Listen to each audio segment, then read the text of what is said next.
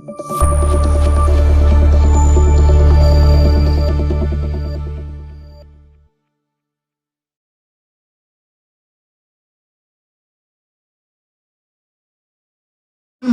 తోడుబోవులు ఇంతవరకు ఇన్ని సంవత్సరాలు, కొన్ని వందల సంవత్సరాలైనా గిరిజనులకు ఎప్పుడు పట్టాలి ఎవరా?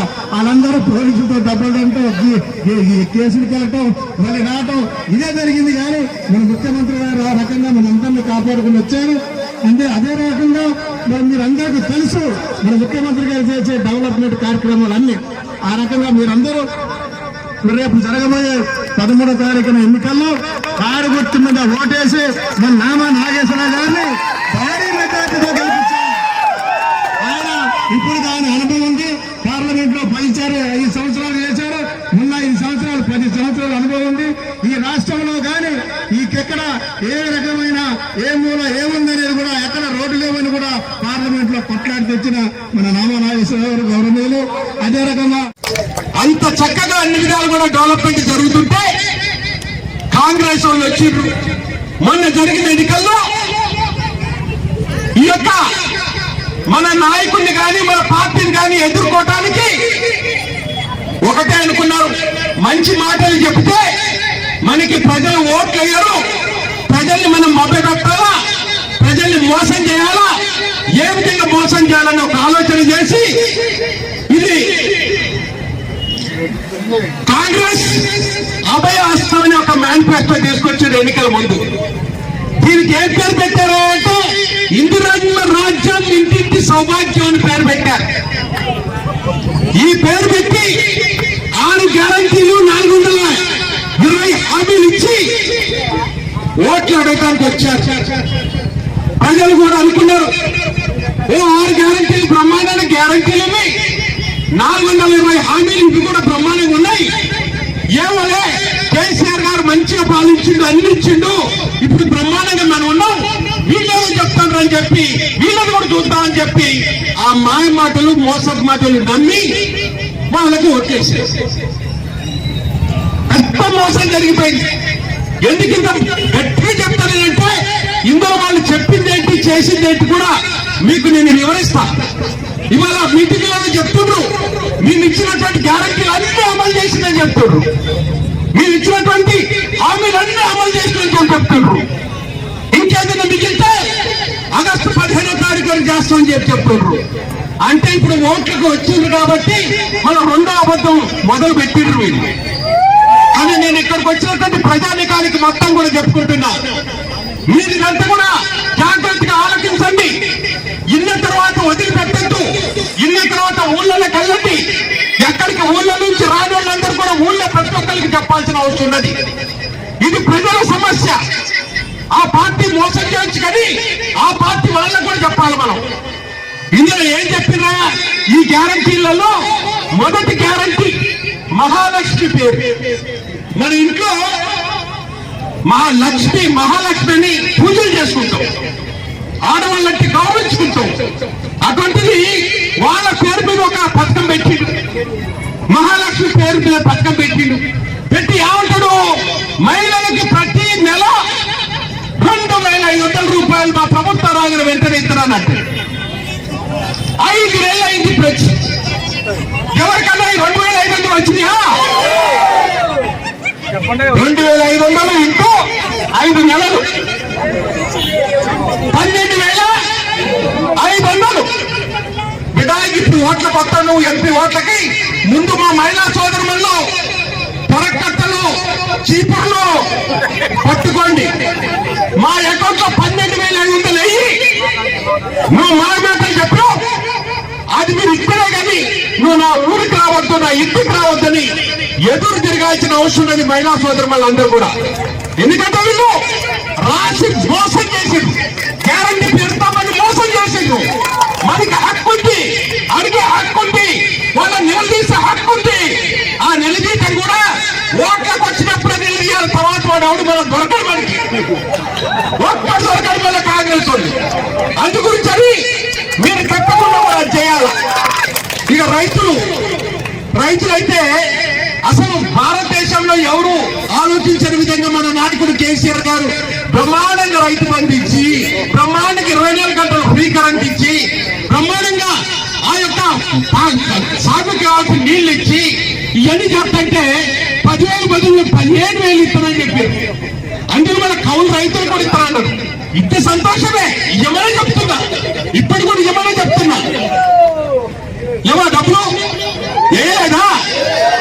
నేను ఒకటే చెప్తున్నా, రైతు సోదరులందరూ కూడా ఇక్కడ ఉన్నటువంటి వాళ్ళు ఊళ్ళలో చర్చ పెట్టండి. రేపటి నుంచి మీ ఇంటి ముందున్న గడ్డ మీద 10 మందిని పిలుచుకోండి. అరే రైతులు మనని మోసం చేసిండ్రా, ఇంతకుముందు రైతుని పార్లమెంట్ లో ఒకసారి మోసం చేస్తే ఏం చేసిండ్రు రైతులు? 15 నెలలు మొత్తం కూడా మన ఢిల్లీ చుట్టుపక్కల మొత్తం కూడా ట్రాక్టర్లతో జామ్ చేసి పడేసిన రోడ్లని. 15 నెలలు వాళ్ళు రోడ్ల మీద ఉన్నారు. పార్లమెంట్ లో ఎర్రకోటకి ట్రాక్టర్లు వేసుకొని పోయినారు. ఢిల్లీని ఇచ్చేసిండ్రు. బిడ్డ రైతుకు మోసం ఎవరు చేసినా కూడా వదిలిపెట్టేది లేదు.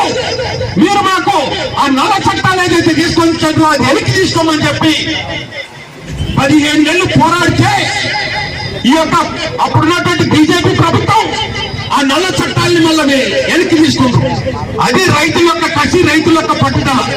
ఇక్కడ కూడా 15,000 విషయంలో రైతులు మన కౌలు రైతులు ఇద్దరు కలిసి మీరు కాంగ్రెస్ వాళ్ళని తిరగనియద్దు, కాంగ్రెస్ వాళ్ళని ఎదుర్కొట్టాల్సిన అవసరం ఉన్నది. అదేవిధంగా రైతు కూలీలకు కూడా 15,000 12,000 ఇస్తున్నారు. అది కూడా ఇంతవరకు అమలు కాలే. 12,000 ఇస్తున్నారు, అది అమలు కాలే. అందుకని రైతులను అందరూ కూడా చెప్పేటప్పుడే మీ రైతు కూలీలు కూడా వెంట తీసుకొని ఈ కాంగ్రెస్ వాళ్ళని వెంటపడాలని చెప్తున్నా. ఆ విధంగా తరవాల్సిన అవసరం ఉంది. ఇంతేకాకుండా ఇంకొకటి, మనం కాంగ్రెస్ టైంలో 200 రూపాయలు పెన్షన్ వచ్చేది. 200 రూపాయలు వస్తే 2,000 చేసుకున్నాం. 2,000 చేస్తే వీళ్ళేం చేసి ఇందులో మా ప్రభుత్వం వచ్చిన వెంటనే 4,000 ఇస్తున్నాం. జనాలు నమ్మిపోయారు. ఏమో లేదు 4,000 వస్తుంది గమ్మటేనే. ఈ 4,000 చొప్పున చూస్తే 5,000 అయింది. వాళ్ళకి కూడా 10,000 రూపాయలు.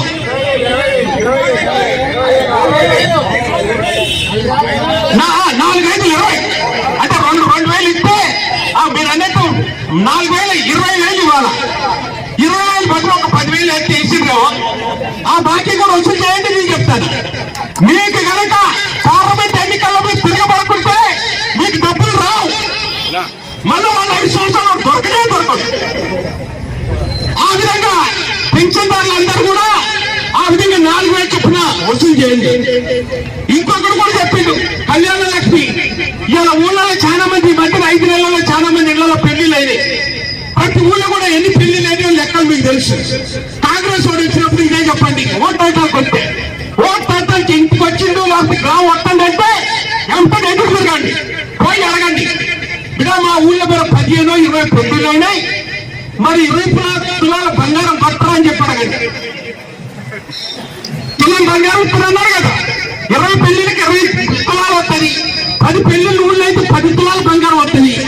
ఇది కూడా మీరు వెలిగించాల్సిన అవసరం ఉన్నది. అంతేకాదు ఇంకోటి ఏ రాసిండు, కాంగ్రెస్ ప్రభుత్వం ఏర్పడిన వెంటనే 2 లక్షల రూపాయలు రుణమాఫీ చేస్తుంది. అంటే రైతుల్ని మోసం చేసిండు, మహిళల్ని మోసం చేసిండు, వ్యవసాయ కూలీలు మోసం చేసిండు, కౌలు రైతులు మోసం చేసిండు, యువతకి ఉద్యోగం ఇస్తున్నాడు, లేదంటే 4,000 రూపాయలు ఇస్తున్నాడు. యువతకి మోసం చేసిండు.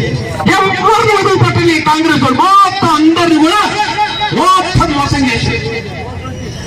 6 గ్యారంటీలతో పాటుగా ఇంకా కూడా ఆటో డ్రైవర్లకు కూడా మోసం చేసిండు. ఆటో వాళ్ళని ఎవరిని వదిలిపెట్టలే, అన్ని కులాలని మతాల వాళ్ళని అన్ని మోసం చేసిండు. నేను ఒకటే చెప్తున్నా, మరి ఈ విధంగా ఒకసారి మోసపోతాం కానీ రెండోసారి మోసపోకూడదు. మళ్ళీ ఒకటే, మీ అందరి ఆశీర్వాదంతో నన్ను 2 సార్లు మంచి మెజార్టీ ఇచ్చి పార్లమెంట్ పంపించారు. మొన్న పోయినసారి ఎన్నికల్లో అసురాపేట హైయెస్ట్ మెజార్టీ ఇచ్చారు. చిన్న కాన్స్టిట్యున్సీ అయినా కూడా వచ్చిన ఓట్లలో దగ్గర 60% ఓట్లు కారు గుర్తు మీద వేసి నన్ను ఆశీర్వదించి పార్లమెంట్కి పంపించారు. మీరు పార్లమెంట్ పంపిస్తే నేను పార్లమెంట్ లో మీ గురించి పోరాడినా, రైతుల గురించి పోరాడినా, మన రాష్ట్రానికి రావాల్సిన నిధుల గురించి పోరాడినా, మన రాష్ట్రానికి రావాల్సిన ప్రాజెక్టుల గురించి పోరాడినా, భద్రాచలం కొవ్వూరు రైల్వే లైన్ గురించి చెప్తున్న సోదరుడు, భద్రాచలం కొవ్వూరు రైల్వే లైన్ ఇది కూడా నేనే శాంక్షన్ చేపించిన. ఇప్పుడు సత్యపల్లి వరకు అయింది, ఇప్పుడు అది కొవ్వూరు దాకా పోవాలా. దాని గురించి 120 ఉత్తరాలు రాసిన.